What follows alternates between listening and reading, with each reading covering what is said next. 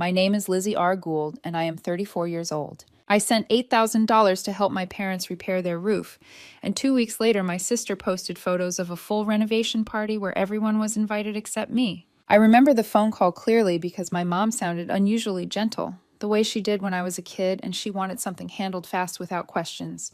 She told me the roof was failing after a storm, that my dad had climbed up there and nearly slipped, that there might be black mold, ruined insulation, water running down the walls. She made it sound urgent, dangerous, like waiting even a week would be reckless. I asked if they'd gotten quotes. She sent 2 within minutes, already lined up, the higher one just under $8,000. I wired the money that afternoon. My husband didn't hesitate. He just said, "They're your parents. If they need help, we help." I remember feeling relieved, even grateful, thinking how lucky I was to have a partner who didn't question my instinct to step in. We weren't rich, but we were stable, careful, and I believed this was an emergency. For a week, there was almost nothing. One text from my mom saying the guys were working on it and it was noisy. That was it. Then the photos appeared. My sister Michelle, who almost never posts, uploaded a full album on Facebook titled "Finally Home." I clicked through and felt my stomach drop with every image. There was no patched roof, no scaffolding, no sign of emergency repairs. Instead, there was new siding, a rebuilt porch, upgraded windows, fresh landscaping, decorative lighting, a fire pit surrounded by sleek furniture, even a pool heater gleaming like a showpiece. It looked like a before and after spread from a renovation magazine. Then I saw the tables. White cloths, catered trays, champagne glasses, music, smiling faces. It was a party. Everyone was there. Michelle and her husband, cousins, aunts, uncles, neighbors I remembered from childhood. Everyone except me and my 7-year-old daughter, who still drew pictures of Nana and Papa's house with the big tree out front. I scrolled through the comments. So beautiful. Can't believe the transformation. Looks incredible. I felt sick. I messaged my mom and asked how the roof was holding up. She replied, "Looks great. We're finally proud of our home again." No mention of the party, no mention of me. So I asked directly why we weren't invited. Her reply came fast. "Oh, that was just for family." 4 words, just for family. I stared at the screen while my daughter asked what I was looking at. I locked my phone and told her I was reading the news.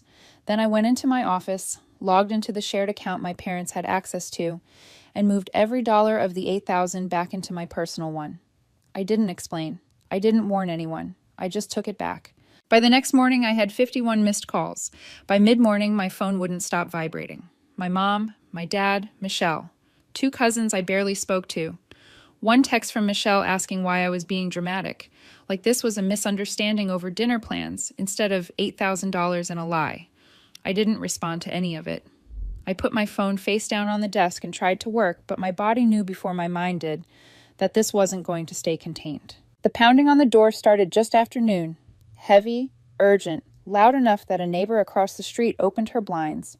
When I opened the door, my mother dropped to her knees. I didn't expect that. Not theatrics, not tears, but her actually collapsing onto the porch like she'd been shot. No words at first, just this raw, choking cry that echoed down the block. My dad stood behind her, rigid, jaw clenched, arms stiff at his sides, looking past me like I was something he refused to see. Mrs. Aldridge from across the street called out, asking if everything was all right. A screen door slammed 2 houses down. I felt heat rush to my face as I realized the entire street had become an audience.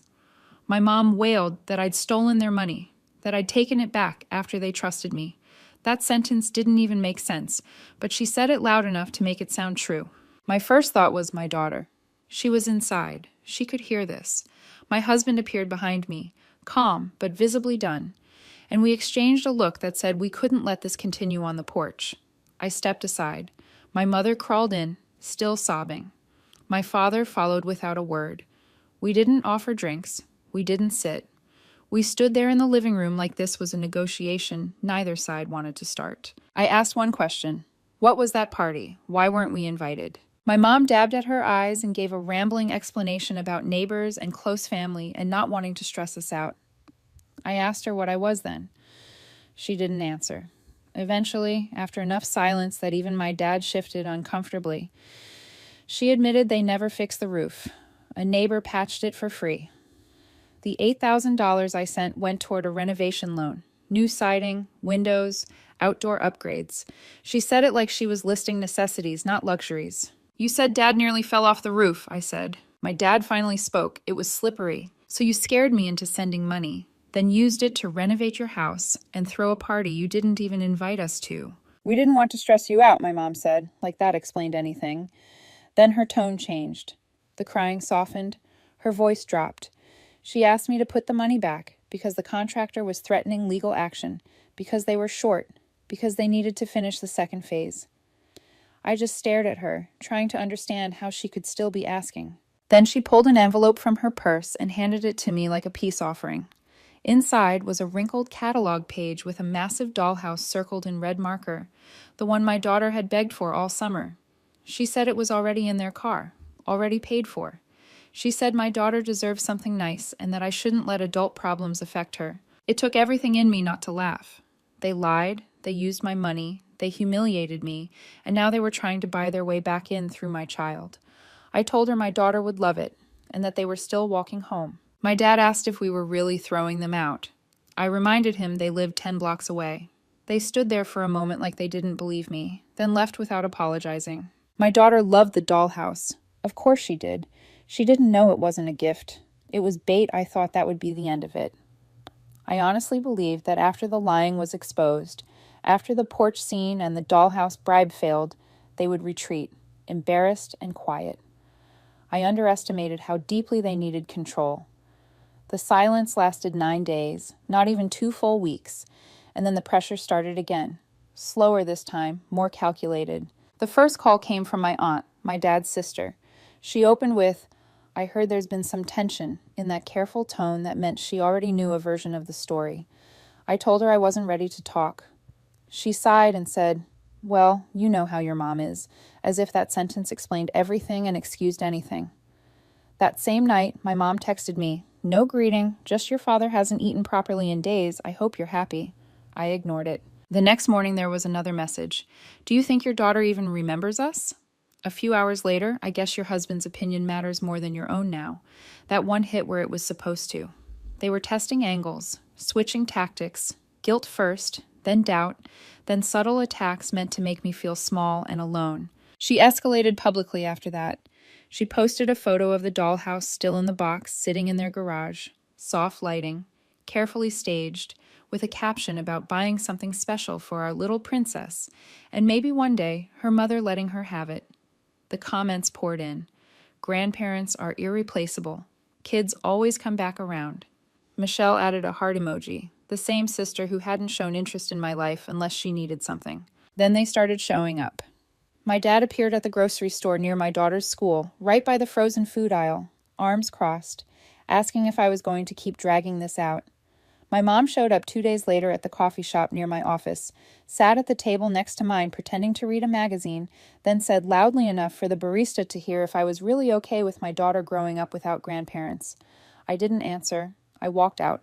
That night I blocked both of them. I thought that would end it. It didn't. My mom left a voicemail from my aunt's phone telling me I'd changed, that ever since I married my husband I wasn't the same, that I'd become cold and proud. She said he was controlling me, turning me against my own blood. Then she said something that burned itself into my memory. "When he leaves you, and trust me he will, we'll still be here. We're the only ones who will love you after." I played the voicemail for my husband. He listened without interrupting and then asked me what I wanted to do. I told him I was done playing along. I wasn't going to beg to be treated like a daughter anymore. I was going to stop feeding the machine entirely. A few days later, my cousin Amy showed up at the door with a tray of lemon bars and a nervous smile. She barely made it inside before admitting my parents had asked her to talk to me. She rambled about misunderstandings and how everyone was struggling. Then she dropped it. They were thinking about selling the house and were hoping to stay with us for a while in the guest room, just until things calmed down. I laughed out loud. I walked her back to the door and told her to take the tray with her. That night I called my aunt again and told her everything, from the money to the porch to the voicemail. She was quiet for a long time and then said she'd been hearing a very different story. She was angry, not at me, but at them. She said she'd call a few people and make sure the truth was known. The next morning I sent one final message to the family group chat. It was short. "I'm done. Don't call me. Don't come to my house. I'm not part of this family anymore." Then I blocked everyone. For a few days, there was nothing. I started sleeping better. I thought maybe it had worked. Then my husband showed me a message request from an unfamiliar account. It was Michelle, using a fake profile, telling him to talk sense into me before I ruined everything. The day after that, my husband's former coworker texted him, saying my dad had shown up at his old workplace telling people I'd cut them off over a misunderstanding and was being brainwashed. My dad hadn't worked there in 10 years. He'd driven 30 minutes just to spread the story. The final straw came when the contractor called me directly. My parents had given him my number, told him I was handling the finances, and that I'd delayed payment. I told him calmly that I wasn't responsible and to never contact me again. When I hung up, I felt hollow. They were still using my name to fix their mess. That night, I changed my phone number. I opened a new email. I didn't give the information to anyone except my husband and my aunt. I wasn't angry anymore. I was finished. Changing my number didn't bring a relief the way I expected. It brought a strange quiet that felt temporary, like the air before a storm. For the first few days, nothing happened. No calls, no messages, no cousins showing up as messengers. I started to believe the boundary had finally landed. Then the cracks showed again, smaller but sharper. A week later, my daughter came home from school quieter than usual. She pulled a folded piece of paper from her backpack and handed it to me without saying a word. There was no envelope, no signature, but I knew the handwriting immediately. My mother's looping cursive, the same one she used on birthday cards and grocery lists. The note said, "Real families forgive. You'll thank me one day." I felt my hands shake, not from fear, but from the realization that they had crossed into my child's world. That line erased any lingering doubt I had about whether I was being too harsh. I called the school that afternoon and requested an emergency meeting. I brought the note. I didn't cry. I didn't raise my voice. I told them my parents were not to contact my daughter under any circumstances, and that any further attempts would result in legal action. The principal nodded and said she understood. I removed my parents from every pickup list and emergency form. I hated that I had to do it, hated that my daughter's routines were being disrupted because grown adults refused to let go. But I wasn't willing to gamble with her sense of safety. That night, I installed cameras. Front door, backyard, garage. I told myself it was just precaution, but the truth was, I no longer trusted that they wouldn't show up again. The next morning, I filed a harassment report with the police, not because I expected immediate action, but because I needed a record, something official, something that said this wasn't just family drama, it was a pattern. Michelle didn't stop either. She started tagging my daughter in old photos online, Christmas mornings, birthday cakes, captions about how loved she was, and how some people forget what matters. When that didn't get a reaction, she followed my husband's colleagues, then the school's social media accounts. Every move felt deliberate, designed to remind me they were still watching. I reported and blocked everything. Then came the card. It was slipped under our front door, no envelope, no stamp. On the front it said, "Let's start over." Inside was my mother's handwriting again, saying she regretted how things played out, but refusing to apologize, blaming miscommunication, calling it a rough patch every family goes through. The last line made my chest tighten. "You're still our daughter whether you like it or not." It wasn't reconciliation. It was ownership. I threw the card away without responding. A few days later, I ran into them at the grocery store. They were laughing with another parent from my daughter's class, like nothing had happened. When we crossed paths in the parking lot, my mom followed me, standing a few feet away while I loaded bags into the car. She told me I was going to regret this. She told me my husband would leave me, and when he did, they would still be there. My daughter heard every word from the back seat. I didn't answer. I just closed the door and drove away. That night, I called my aunt again. She didn't hesitate. She told me to cut them off completely. No more chances, no more explanations. She said something that finally settled it for me. They never ask what they did to hurt you. They just want access again. She was right. I contacted a lawyer the next day and removed my parents from everything they were still listed on: medical forms, old documents, emergency contacts. I changed my daughter's pickup routines, different entrance, different teacher. I hated how much mental space they were still taking, but I refused to leave any opening. I wrote one final letter. Not angry, not dramatic, just factual. I told them they no longer had a daughter because they chose manipulation over honesty and control over love. I mailed it and blocked every remaining line of contact. For a while, there was nothing. Then the certified letter arrived. It was formal, addressed to my legal name, the kind of envelope that makes your stomach drop. They were suing me for the $8,000, claiming it was a gift and that reclaiming it violated a verbal agreement. I actually laughed at first. Then I went very still. My husband asked me if I wanted to destroy them. I told him I just wanted to finish it. We hired a lawyer the next morning. I expected it to be just us, me and my husband, against my parents' version of reality, but that wasn't how it unfolded. Once the paperwork started moving, people who had been quietly watching finally spoke up. My aunt came forward with screenshots and voicemails she'd saved because something about the story she'd been told never sat right with her. My cousin Amy gave a written statement about how she'd been pressured to act as a messenger and offer up our guest room like a bargaining chip. Even the contractor agreed to write a statement confirming that I was never part of the renovation agreement and that my name was only mentioned when my parents stopped paying. Piece by piece, the narrative they'd built collapsed under its own weight. When the court date arrived, the hearing lasted less than 10 minutes.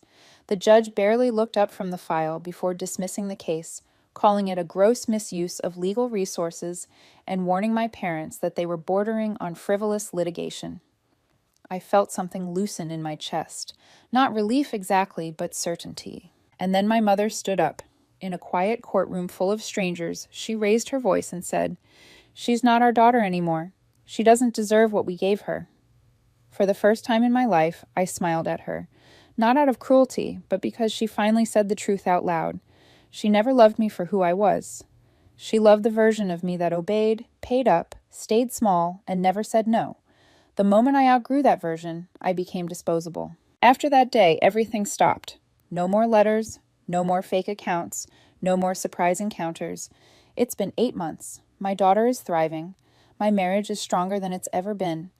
We bought a new house last month, a fresh start under a roof that doesn't carry their fingerprints or their expectations. I didn't tell anyone in the family, not even the aunt who helped me. This part of my life needed to be completely ours. As for the $8,000, we donated it to a nonprofit that helps women leave abusive homes. My husband and I signed the check together. On the memo line, I wrote, "In honor of learning when to walk away." It felt right, turning something that was used to manipulate and control me into something that helps someone else find safety. They wanted me to regret cutting them off. They wanted me to feel small without them. Instead, I got bigger. They thought they could ruin me, but all they really did was set me free.